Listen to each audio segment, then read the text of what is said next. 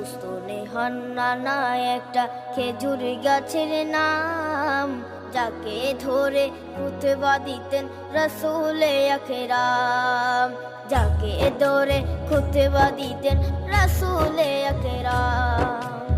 উস্তনে হান্নানা একটা খেজুর গাছের নাম, যাকে ধরে খুতবা দিতেন রাসূলে আকরাম, যাকে ধরে খুতবা দিতেন রাসূলে আকরাম। গাছটা নবীর বিরহে সদা কাঁদিতে রহে, গাছটা নবীর বিরহে সদা কাঁদিতে রহে।